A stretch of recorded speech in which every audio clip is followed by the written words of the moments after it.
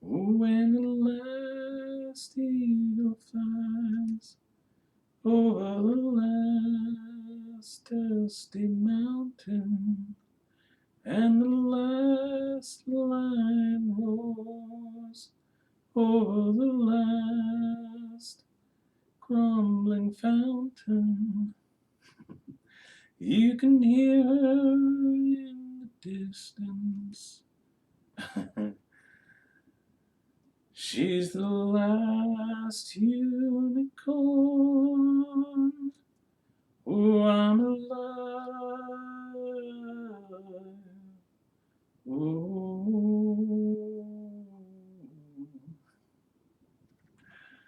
oh, and the last, the last, oh, it's the last unicorn. Okay. It's always late at night when I do this, but I'm going to get into character. Because this, right here, this guy, this is the Eternian King, Paul. And I'm sure you all love me. I'm infamous or something. And I'm just running through my head the thing I wanted to talk about today. And the thing I want to talk about is, that's my finger. The thing I want to talk about is swords. And I want to talk about mythological and movie swords. I think ultimately I would want to talk about the He-Man sword because that's a thing that's very important to me in my storyboards. My Masters of the Universe story. Whoa, my hand disappears. My Masters of the Universe storyboards, which don't disappear. I'll use my other hand. There. Nah. um, so I wanted to talk about great movie swords. And here, do I need the crown? Do you take me more seriously with the crown? Nobody ever tells me if they take me seriously with the crown or without the crown.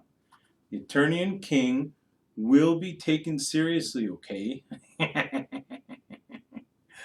Okay, so let's like that. That's good. Yeah, like this. Like Jughead. Um, I had some thoughts, and I wanted to talk about swords and the way they've affected humanity over time. And so something that I could mention, just looking, I can look over some of my notes, but whoo so like throughout real history, there's been some great swords. There's been some really great Viking or Celtic swords. Like there was some really big, huge Viking sword, and there were some weird Indian swords that look all weird. They're shaped all weird and such. And there are some like classically known swords, like there was the Japanese imperial sword that I think was gold or something, and the legend was that in an act of surrender 80 years ago, the Japanese army handed over all these swords, which were really rather personal and symbolic to them. And in and amongst this pile of random swords was the Japanese imperial sword, which had some, reference to whoever was the ruler of Japan. And it ended up in the hands of some random American soldier who had no idea what these swords even were, and lost to us as to what happened to that imperial sword.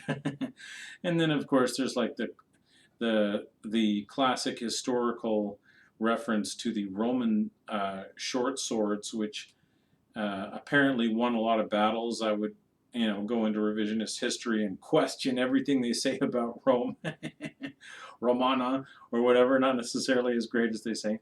And then there's like the William Wallace sword, and and then there was the Durandal sword, which was described as being abnormally sharp and indestructible. And this paladin Roland had this Durandal sword, and he served under the Emperor Charlemagne. And he was said to have attempted to destroy the sword Durandal, creating a 130-foot fracture in the Pyrenees cliff rocks. I'm sure that story is true. And there was the sword Gugenian, the Gugenian sword. I don't know if I spelled that correctly. It's supposed to be 2,000 years old, indestroyable, not indestructible, indestroyable. um, Great swords, you know. And but I kind of want to talk about movies and how movies have influenced the way that people mythologically are empowered by the idea of swords. And you know, there's been a number of weird sword movies going way back, the black and white era, and certainly like the Kurosawa or some of the Japanese samurai or Ronin movies, which I'm not terribly familiar with. There was, you know, even like in the early days of Hollywood, there were some swashbuckling sword movies. There's one in particular that I wanted to focus on. I want to go over this movie, and it's a movie from 1962 with Steve Reeves in it, who apparently inspired Arnold Schwarzenegger to be a bodybuilder. Uh, the movie was called The Slave, and it is a movie about a Roman centurion who becomes friendly with the Caesar and is a celebrated centurion. And throughout the movie, he befriends a slave girl and some other slaves, but particularly a girl who's a slave. And during the movie, through his movement, he gets lost at one point, and he follows a band of travelers, and he eventually finds a sword in the land of his people. He finds a sword which is dedicated to what is presumed to be the grave of Spartacus, that the people, his people, who he has not known who his people were throughout his life, and those people. They've been crushed by the conscripts of Rome, and many of them have become slaves. And those people tell him that his real name may in fact be Randos, okay, which sounds a little bit like King Randor from from He-Man. But anyways, in this movie, Steve Reeves, uh, his people, they rebel against Caracas, who's supposed to be one of the most wealthy Romans around, who has many slaves, and despite the odds, Randus decides that he will wear the helmet and the sword that is supposed to be the helmet and sword of Spartacus, and he leaps into battle, and he fights off many Roman soldiers and Egyptian conscripts. There's many conscripts, and the lines between slaves and fighting conscripts becomes very thin and blurry in this movie, which is interesting. And there's one scene where Caracas says to one of his men that they should pay attention or kill a centurion who is a friend of Randus, and he says that this guy, he says he has a face that is much too honest. I think it's an interesting line in the movie where the idea of swords, okay, the idea of swords, if everyone has a sword, if everyone is in a certain area, if they're all a bunch of centurions and they all have swords, then what separates them? Is it the subtle look of honesty? And if you're a bad guy, if you're trying to protect all your money and you're surrounded by slaves like Caracas, then saying that somebody has a face that's much too honest is actually what brings out that sort of the duality of bad people or good people, if you will. That's interesting. Anyways, there's also a scene in this that where the slave girl is offered some water by a Celtic warrior, and she says, "Give me a knife; it will be more useful." And I think throughout this movie, there's an interesting idea of there's a human empowerment, but there's also the idea that there's people who have swords and there's people who don't. There's people who have bows and spears and such, and there's people who don't. And you might as well be a slave if you don't have a sword. And in the movie, after they kill Caracas, Caesar comes with his army. They go tarantara, and they show up with their army.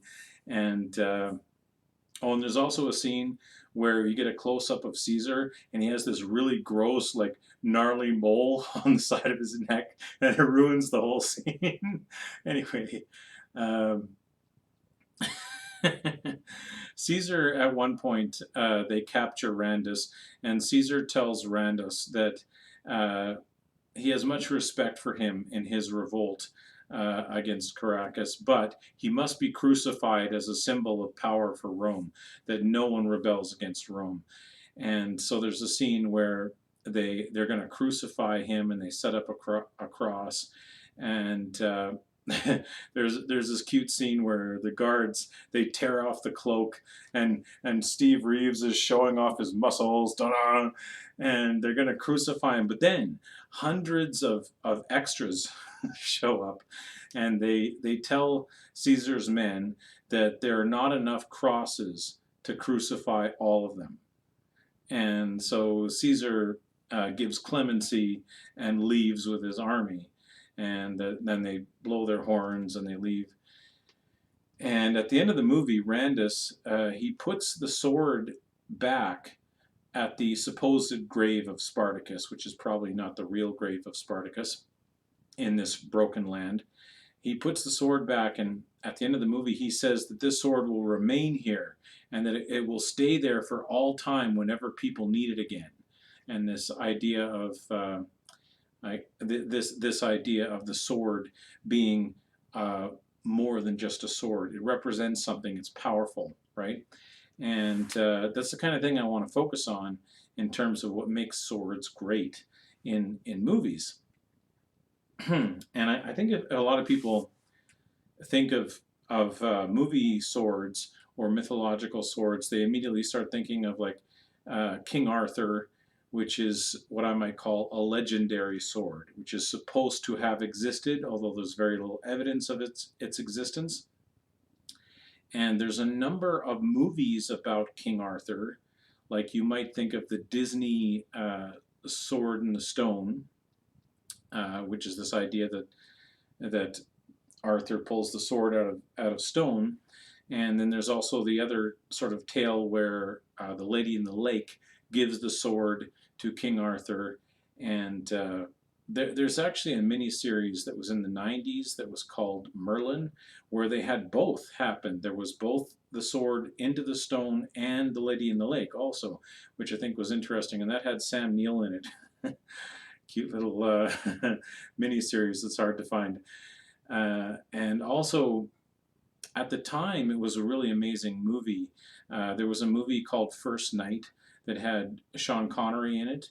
And as far as swords were concerned, there was a couple of interesting moments where they held their swords up to the sun like crosses, and the sword sort of meant more than just a sword. And they crossed their sword, or they pointed their swords together. They encircled their swords on the round table of knights, and there was some glory there, right? You might also think of like Monty Python, where they made fun of the whole idea, and he says, aquatic ladies giving away swords. There's not a proper system of government. Or whatever. Help, I'm being oppressed. Monty Python rules. But what else can I think of? Robin Hood is another movie, or many movies, where you might say the sword in this is sort of a fearless sword, if you will, a sort of your hero is right into battle no matter what, and classically Robin Hood, Prince of Thieves is probably the ultimate Robin Hood movie. And in that, there's a scene where he says, "I will never fear my father's sword." He says he's totally fearless, no matter what. And that's great. And what's another one? I made a little list here. Um, Clash of the Titans is another great movie where Perseus, who in mythology he cuts the head off of Medusa with this sword that's gifted to him by the gods. That's a great sword, I guess, and very visually fun. And Ray Harryhausen is awesome. And there was early on there was some great like Shaw Brothers, like Japanese or even Chinese sword movies or ninja movies. There was a movie called The Invincible Sword. There's a bunch of stuff like that. I'm not terribly familiar with it. Um, what's another one? There was a sword that a movie that was a movie that was actually called The Sword and the Sorcerer. It's not a great movie. There's a scene where his sword has 3 blades on it, and it like shoots out of the sword, which is really weird. But the best scene in that, and I've already mentioned like being crucified or whatever. It's an interesting idea. And the cross, the sword making a cross or whatever. But there's a scene in the Sword and Sorcerer where he gets like crucified at a dinner table, and they're all like eating and drinking while he's like nailed to this cross, and he just gets so furious that he pulls his hands out of the spikes, and he just goes on this crazy attack, and it's a great scene at that point in the movie, I think. Um, and Conan, I guess, is another one. Conan is what I might call a mythical sword, or a sort of eerie, hard to imagine into reality kind of a sword. Like he finds the sword in a cave, like held by the bones of some forgotten ruler or something, and he's on a quest to ultimately find the wisdom of steel. And you're kind of forced into thinking about great imagery from uh, writers and illustrators like Robert E. Howard and whoever, like these sort of great illustrators back in the day. And also, I'm thinking of Red Sonja. There was an interesting sword idea in that. It wasn't so much the sword, but that she's magically gifted, that no sword arm will best her in battle, and that's interesting. And I guess one that really you can't ever forget, that was really, it's really touching and emotional, is in The Princess Bride. There's Indigo, who has this sword that his father was a sword maker, and he practiced for years to find the six-fingered man.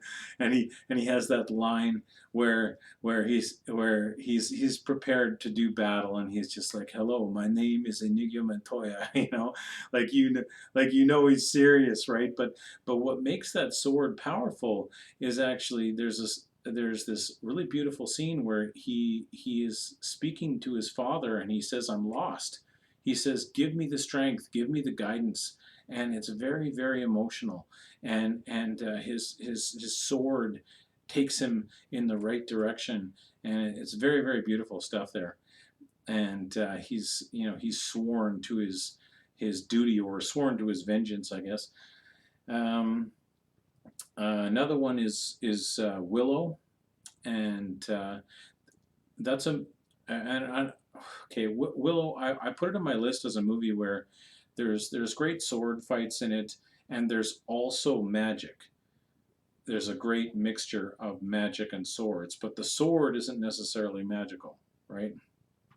And beautiful movie. And also the movie Krull, uh, where where Krull again, magic and swords, right? And has Liam Neeson in it.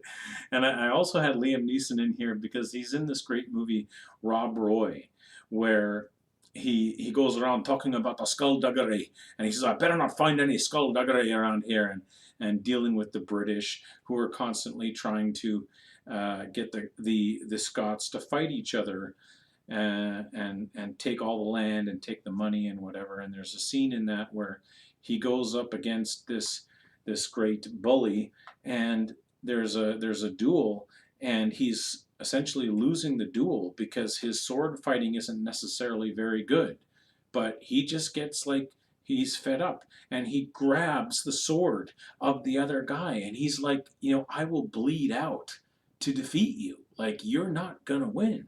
And he just grabs the guy's sword, and then he wins the battle that way. And it's a great sword scene, very empowering, but not magical. You know, another one that I don't think I can leave out is probably Highlander. I really had a love for the Highlander movies. The first Highlander had this idea of these really ancient swords that were really well made, and I guess the idea of magic in that is hard to determine, and it's actually some of the best kind of magic is where you're not really sure what it is, and maybe there's an explanation, maybe there isn't. But Highlander also had in the third Highlander movie, and I like the second one. I like it. No, I'll fight you. The third Highlander movie had a scene in it where he he has broken his sword, and he essentially has to make a new sword. He probably doesn't have to. Like, he could go to the store and buy a sword. I mean, he's supposed to have his own antique shop. You'd think he has another sword, but he goes to the Highlands, and he relearns how to make a sword, and that's very, very powerful stuff in that. Plus, in the Highlander TV show, there was an episode where they suggested that this this Highlander sword could not be broken by any other sword that was of lesser quality or something, as or some ridiculous stuff like that. But um, yeah, Highlander. So I want to talk about magical swords and what that meaning is often in movies, and one that can't be left out of the discussion is Star Wars, where the Jedi had these lightsabers, and for some reason it's like only the Jedi could have a lightsaber. Maybe, I mean, I don't know, like anyone could have a lightsaber. Who knows? But the idea in Star Wars was that it's sort of a techno marvel, if you will, mixed in with the magic of the Force. And again, you take this idea of magic and swords being mixed together, but in Star Wars, it's almost like that line becomes a little skewed because the sword is something that only that guy can have, and he's trying to use both, if you will. And anyway, also there's video games that have magic swords, and I would touch on that a little bit. I'll mention two. Okay, the one that really stands out that I loved was, of course, Zelda. I don't know who out there hasn't played Zelda, but Zelda was a game where, like most video games, the magic sword is like it's a reward for your progress. So like you get a better and better sword. And that seems to be basically true with all video game swords, more or less. I like Zelda so much because, like, at the very beginning, you start out with a wooden sword that does nothing. It does nothing at all. And the other one is a game that I love that I found out actually was a very popular game. And that's a game called Lunar Star, or Lunar the Star. And that game, you eventually get the dragon sword and the dragon armor, and you get all these pieces of armor and sword from various dragons along the way in different dragon caves, and you travel around the land. And just as a side note, this game had a really terrible lack of a game map. And I went on the internet looking for a game map. I couldn't find one, so I actually went through the game and took screenshots, and I made a lunar map. Okay, I made a map of the entire game, all the caves, everything, including the Cave of Insanity, where you get the insane sword. Anyway, um, yeah, and hmm, what other? I mean, I guess I could mention like really magical swords is the sort of the point that I'm getting at. Like Lord of the Rings, okay? Lord of the Rings had like these elvish swords that would glow blue, and there was this forgotten sword of the king that is reforged, and it commands the armies of the dead, and you know, actual magical swords, if you will. And that's cute. Bunch of elves and dwarves and stuff walking around, you know. And one that I wanted to mention, and I want to see if I can give it its own special token. Uh, there was the show Thundar the Barbarian, and he had the sun sword, which like magnetically connected to his arm piece, and it would just shoot like a flame out of it or something.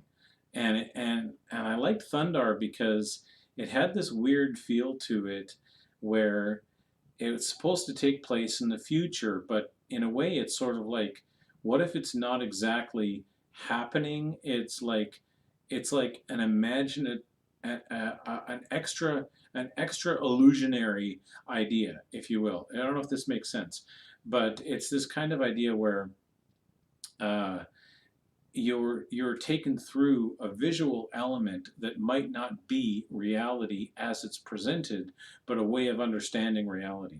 Where Thundar is always battling these sort of wizards, but a lot of times they're actually like techno wizards, or they're like cyborgs or something. And like, what if his sun sword isn't really powered by the sun? What if it's a techno gadget, kind of like a lightsaber, but it it it's the way he imagines it because he's Thundar, and that's just the way it is. And Thundar will just say, you know, Thundar fears no wizard. You know, he would just bust the door down and that kind of thing. But and I'm trying to get to He-Man here, but in that world of animation, there was also the show Black Star, and this applies to He-Man.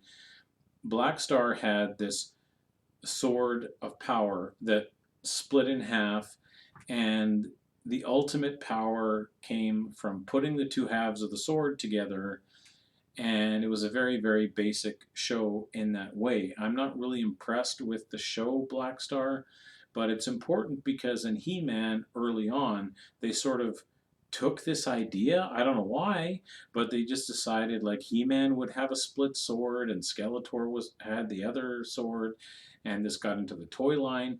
And it's one of many things that is a serious continuity problem within the He-Man and She-Ra shows and within that mythology.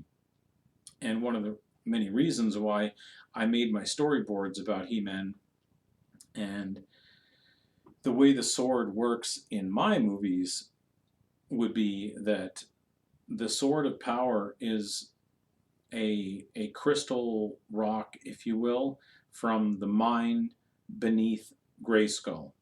And that in my movies, He-Man goes to Grayskull and he's given this crystalline rock which has been shaped into a sword. The idea that it looks like a sword doesn't mean anything. It's that it comes from the mine beneath Grayskull, and that the power comes from the actual planet Eternia, which also comes from space and the universe and the fifth dimension as it spills over into space and everything, and what have you. And there's this idea of magic in Masters of the Universe where ultimately there's also duality. There's people who have magic that they can use, that they can cast or they can weave, and then there's people who don't have magic, but there's also things you can get that are magical.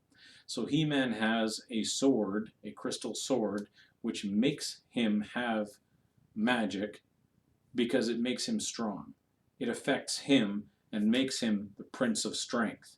And then She-Ra, in my stories, she has magic. She is a weaver of magic, and she doesn't need a sword at all. She can transform things. She can use her magic and cast magic outwardly, if you will. So there's duality there, right? Anyway, one of the main points of this video that I'm doing is because I wanted to touch on something that I consider to be the ultimate symbolic, meaningful sword in a movie, which is the movie The Legend of Orin, or Star Chaser, The Legend of Orin. And let me try and describe this movie. So in this movie, Orin is a slave, and his people are all slaves, and they live underground, and they've never ever been outside of the mine. They don't know anything outside of the mine. They have been kept in darkness. They're not just slaves to what they do for working in the mine. They are slaves because they don't know the rest of reality. They've never been outside the mine, which is underground. They don't even know they're underground. And what happens is that at the beginning of the movie, Orin is he's a very sad character. All of these slaves, his people, are whipped, and they're put down, and they're hungry, and you know, your classic slaves. And he's digging through the rock, and he finds this hilt that is a sword. He doesn't even know what it is right away. And as he picks up this hilt that he finds deep in the ground, he is given a vision from these elders of time, if you will, and they tell him that this magic sword is meant for a true champion, a true hero who will in prophecy save his people, if you will. And so as he holds the hilt of this sword, it's just a hilt in his hand. But when he's up against a true villain, an enemy, the sword enacts into motion, even though it's invisible, if you will. And he swings this sword around using essentially the faith in himself that the sword only works when he's battling an enemy that deserves it. It can't be used on like someone who's not a bad person, and he has to believe that that sword is there because he can't see it. It's essentially invisible beyond the hilt. And he uses this sword to fight the robots that control the mine and the slave masters of the mine. And then he leaps into this furnace thing, which is full of fire, which turns out to be an illusion. It turns out to be a hologram, because the ore that they're mining is being processed beyond this fiery furnace. So essentially he jumps through hellfire, if you will. But again, it's this belief that the fire isn't even real. It's just a disguise to keep the workers in the mine. But he jumps through this fire, and he discovers that there are these technologically superior people, and mostly robots on this planet, that are keeping this mine going. And he also digs his way up to the surface of the planet, and on the surface he battles mutants that are on the surface of the planet, and he runs into this guy who's essentially a space pirate, and he takes a ride on this guy's spaceship, and they battle other enemies, you know, other space pirates, if you will. And I want to sort of tell the story the right way. He eventually comes to battle the ultimate big bad guy. Okay, this this guy who's almost mostly machine, if you will, a really bad dude who's running the slave mine on his planet. But one of the more important notes in this movie is that he has the option to leave. He leaves the planet. He can take off with some space pirates. He can live on some other place and forget about the nightmare of the world where he came from, but he can't do it. He has to go back and help his people. And so he ends up battling this like evil bad dude with his magic sword. And there's a scene at the end where essentially his sword breaks. The hilt of this magic sword, it falls apart in his hands, and he gets back to that hopelessness that we see at the beginning of the movie, where all is lost. There's no hope. There's no reason to carry on, and all he has to do is defeat this bad guy. And at that point in time, he again has this vision that the sword, or at least the physical sword, doesn't matter. And that's when he defeats the bad guy, because the sword isn't real, if you will. And I would take this to the idea that perhaps the whole time that he battled the slave masters and he got out of there and he fights the mutants and everything he's done in this movie, not so much that it's imaginary or illusionary, but that he had the will to do it. He wasn't hopeless. The magic sword in this movie about Orin is symbolic of having the strength to get beyond the hopelessness. That's all he really needed. I mean, you can go back to the idea that like there are those with swords and those who don't have swords, but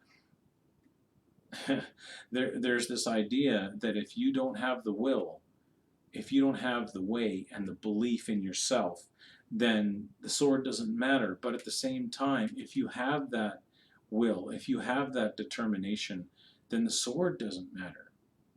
And I think that was I guess to say, the ultimate power sword or magic sword that I've ever seen in a movie as it's best told in storytelling is The Legend of Orin.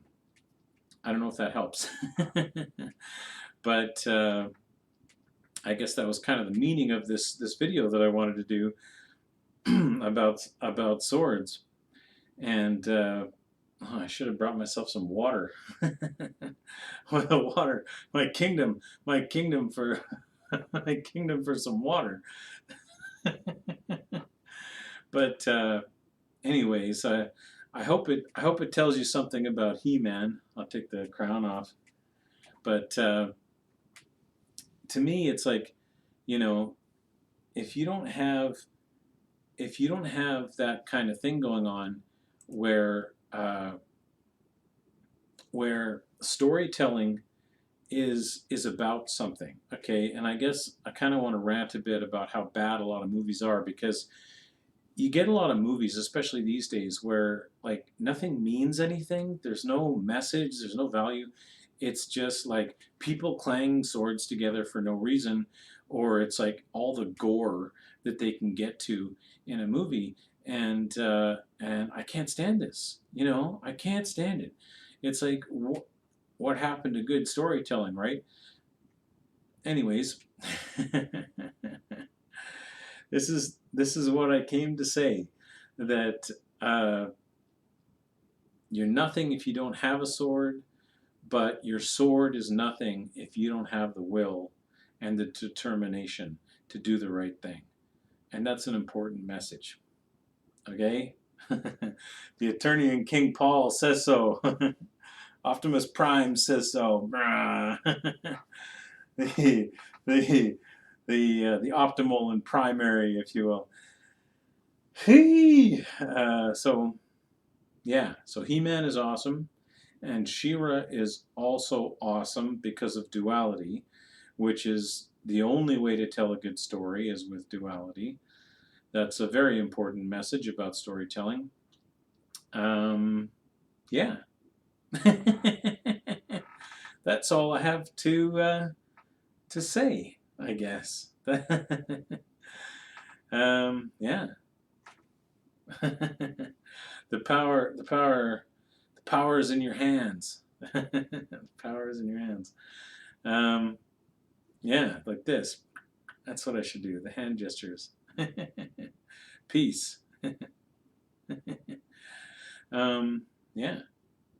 So, how do I end this? I guess I don't know.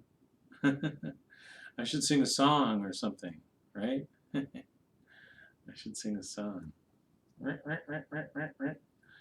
What's a good song that I could sing?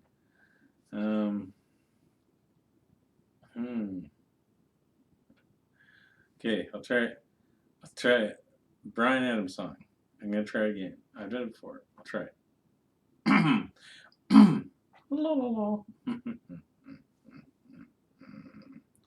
Lo, suit your heart, suit your soul. Oh, when you find me there, you'll search no more. I can't tell you it's not worth fighting for, and I can't help it. There's nothing I want more. You know it's true. Everything I do it for you.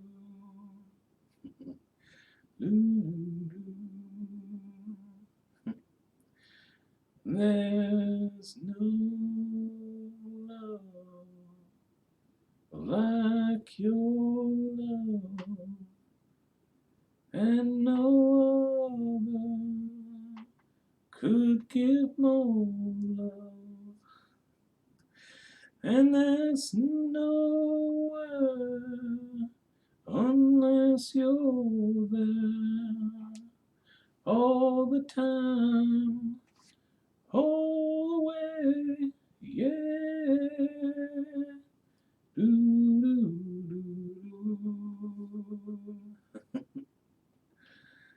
Oh, I'd lie for you, I'd fight for you, walk the wire for you, yeah, I'd die for you.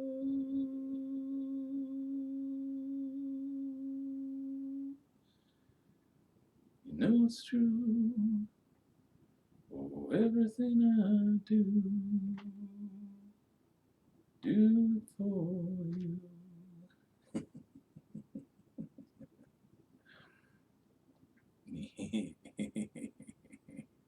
Yeah, yeah, that's right.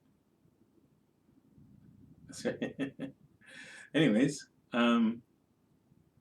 good day or good night or whatever.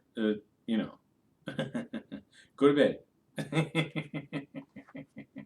Don't listen to me. But yeah, no, stay up all night and then go to bed. Adieu to you and you and you and you. I never know how to end these things. How do you end these things, anyways? The end? Yeah. The end.